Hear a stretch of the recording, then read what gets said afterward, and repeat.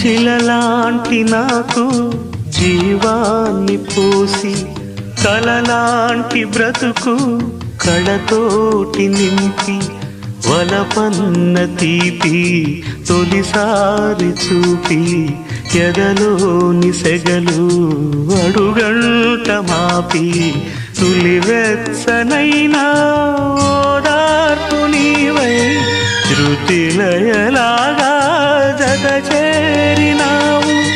నువ్వులేని నన్ను హింసలేను, నా వేదనంతా నివేదించలేను.